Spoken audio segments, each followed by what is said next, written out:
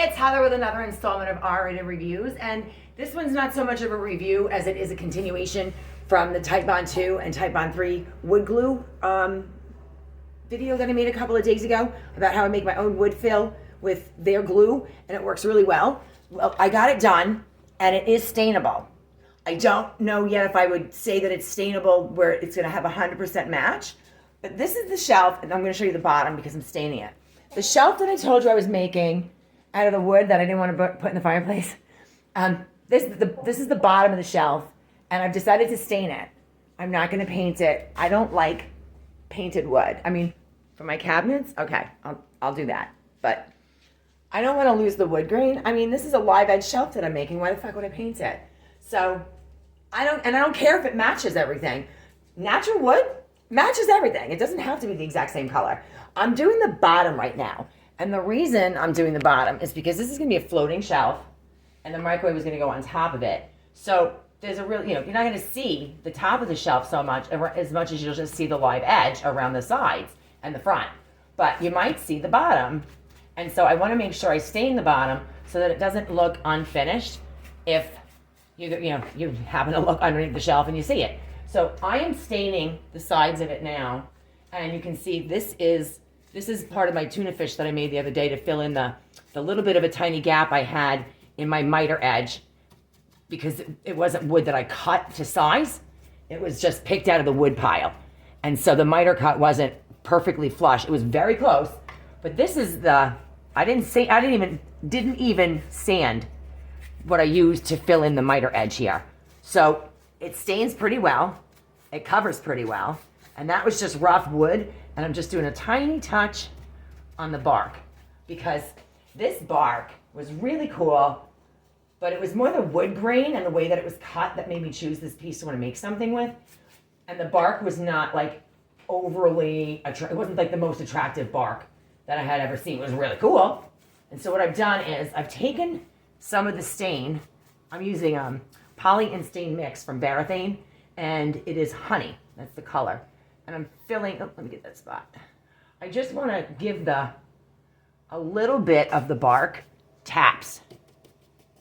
I don't want to fill it all in because then it's going to look fake. I'm just sort of giving it a little bit of I'm putting a little blush on it. I just want to enhance it. I don't want to cover it. And so this is going to hang flat with the brackets I showed you. And they get screwed to the back of the shelf, and then the bar goes in the wall. It's going here. Oh, yeah. Don't even make me, I don't even want to talk about this.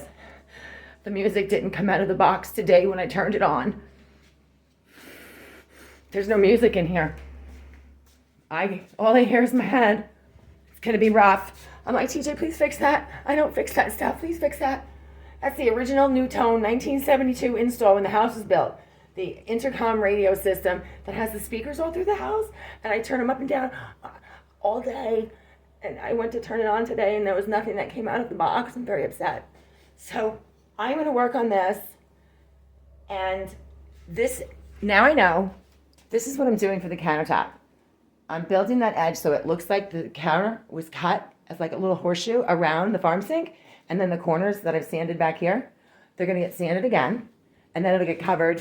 My brand new countertops are going to get covered with the marble, heavy duty countertop contact paper, followed by really thick epoxy.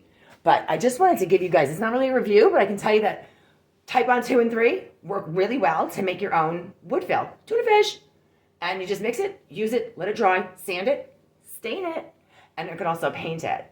So I'm going to go ahead and finish staining this and not staining my countertops, which I promised I wouldn't do any more work in the kitchen when I put the new countertops in. I'm going to get in trouble. But TJ's outside, so that's okay. I'll clean up before he gets back. If you have any questions or comments, please feel free to leave them. If you want to hit the like button, which I don't think I've ever said, I forgot I was supposed to say that.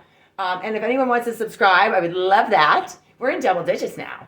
And so, like an influencer, I got 11. So, questions or comments, leave them. And I will see you guys again soon. Thanks for watching and have a great day. Hi again. I feel pretty stupid. I showed you the bottom of the shelf. It's like, and that's the ugly side? I never even showed you how pretty the fucking shelf is. So So hold on. I'm going to flip this over. Now that the bottom is stained and all wiped off and shit. I should probably get a better paper towel. This is the shelf. Isn't that cool? And then here's the Titebond glue wood fill that I made.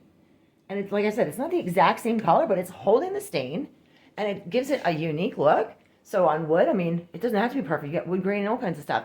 So this is my shelf.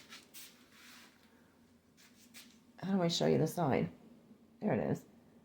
So this is the part you're going to see. You'll just see the sides and the front. And the microwave is going to go on top. And by the way, TJ just came back from the barn.